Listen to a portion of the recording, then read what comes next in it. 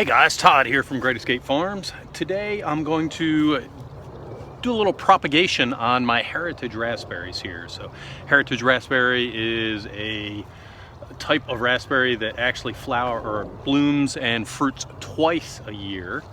So those are known as prima cane because usually a raspberry that only fruits once fruits on the flora cane, which is the second year cane. So if it fruits on the first year cane as well as the second year cane, that means that it fruits twice in 1 year and then it fruits again the next year.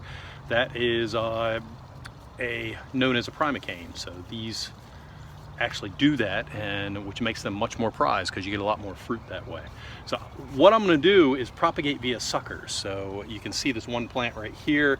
It's just kind of growing out on its own. I'm also going to take this one back behind here, and I'll probably take this one. And what I'm trying to do is keep the raspberry bush contained to an area, and it is wanting to spread out, so it's sending out roots and sending up what you call suckers. And that's a great way to propagate. So this is a new plant right here. It's still connected back into the mother plant via the roots. So let me move the soil here.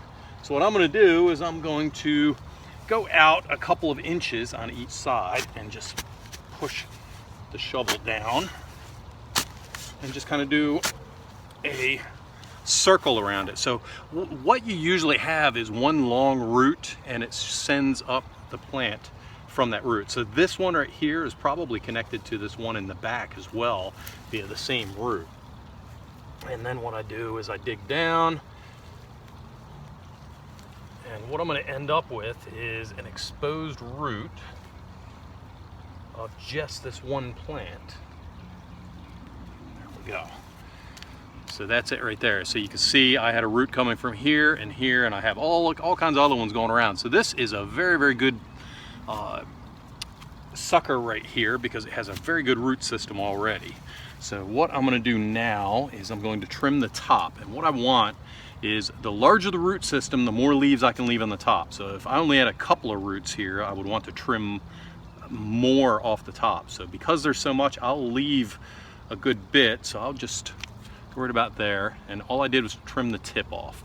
And what I want to do is not have too many leaves on top, because what it does is there's something called transpiration, which is like us perspiring or perspiration, and it will lose too much water, and it doesn't have the root system to handle that. Okay, so let me set this plant aside. I'll just lay it right there, and I already have some soil right here prepared. So and what I do is I fill it up about halfway, just tap it down a little bit. So that's about a third, somewhere between a third and a half. And as I lay this down, you see the brown up here. I want the brown to be right where the soil is. So what I'm going to do is take a little bit of this soil out because it needs to go deeper. So I'm going to go down, and what I end up with is about a quarter here, and I should be able to make that work.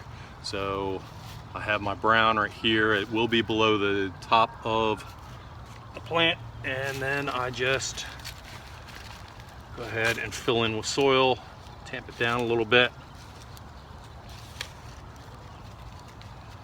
and there we go. Now we have a potted sucker. So we'll set this aside, we'll go ahead and water it. The key thing to these, more important than anything else, is do not put them in the sunshine. We're calling for mid 80s and 90s. It's still May here in zone 7, so that's kind of a warm spell for here, but that would kill these things in one day. So what I will do is I will put them in a shady area where they might get an hour of sun a day, and that's it. And I'll leave them there for 2 to 3 weeks, and then I'll start moving them out in more and more sunshine, and they will have a good root system, a very good root system in a period of a month. And then as long as I keep them well watered, they can go out into full sunshine and they will grow just fine. So let me set that one aside. I'll go ahead and do this other one here just to show you one that's a little bit bigger. And so I'm going to push the mulch aside here, pull out a weed, and I'm actually going to stand up for this one so I can use my feet to push down.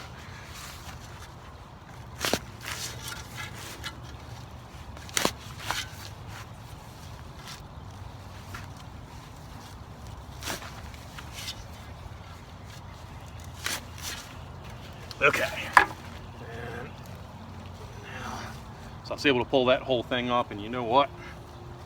I'm actually going to use that to my advantage, and I'm just going to ball this up, and I'm going to lay it right in the pot. I already had a little bit of soil. This is the pot that had my soil in it previously. So that gets me up right here, and I will just add a little bit of this other soil on top. And the less disturbance I do on the roots, the better chance this thing has. So because I got that much of the root system that it actually held together in a root ball, let me find my tools here, and I will go ahead and trim off. Let me go up to that one, and I'll leave about that much on it. So what I trimmed off was this right here, and that will go in the compost. Set this aside, and we will go from there. So that's all that there is to rooting, suckering raspberry, and it's kind of the same for blackberry. So blackberry can blackberries, if the tops touch the ground, they will also root, and that's called tipping because the tips root. I don't know if raspberries can do that. I have not had them do it, whereas blackberries do it on a consistent basis. So I'll actually try that this year. And what I'll do is I'll just bend one over and I'll stick it in, probably put it in a pot and see if it roots. It may or it may not, I don't know. I'll do a video on that later on. So anyhow, this is Todd from Great Escape Farms. Please consider subscribing to our YouTube channel and check out the rest of our channel. We have all kinds of different propagation videos and all sorts of homesteading and permaculture videos. Thank you very much and have a great day.